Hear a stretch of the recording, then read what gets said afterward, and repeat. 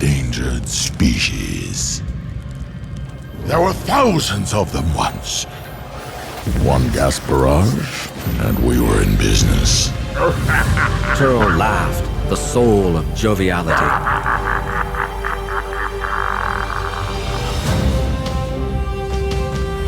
L. Ron Hubbard wrote Battlefield Earth in 1980, and he created this very tight, very amazing story of survival and beating the odds, which is pure science fiction. Science fiction in particular has a place in the vanguard of society and actually changing society. So we wanted to take the best of today's technological advances to make this big sprawling yarn vivid and exciting for people. And so we threw everything into it. Usually with an audiobook, you just have one voice reading everything. This is a whole production, which is much bigger and much more fun. And so we wanted to cast it like a movie, and that's what we did. We got people that work for Disney, people that work for big films and animations. So these are all like the top voice people in the field of science fiction. We used 67 actors to play 198 characters. We are in the world of, and then there was the explosion. And then the cinematic music starts up, and then there's these, come, Captain, quickly! No, I can't, I'm stuck here! The devil's wife? Said Donaldine. Nah, McTyler, I have a feeling... Donaldine, there's a lot of meat on the bone, and there's this freedom, the creativity is off the charts. I played Baron von Roth, who was the banker with this German accent. Very unwise personal loans to Zahar in the Haven town.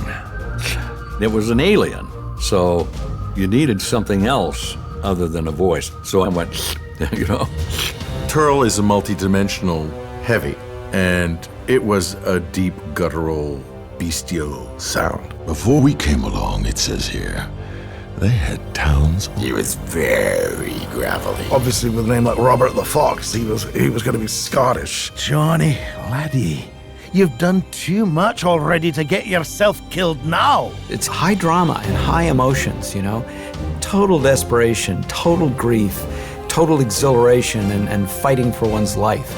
And the purpose was to tell this story as vividly as possible. Since the book is such a massive piece of art, we really felt that the introduction musically should match that. So we brought in instruments from all over the world, the bagpipes from Scotland. We brought in some flutes from Tibet, the shakuhachi from Japan. There were 293 interludes, so it's a lot of music. Over 3 hours of original music on Battlefield Earth. That's unheard of. It's unprecedented. One thing I wanted to achieve while mixing this was to immerse the listener in the scene that was taking place. And all these visuals are only conveyed by sounds. So we needed an extensive library of these sounds. There are like 150,000 different sound effects that were used.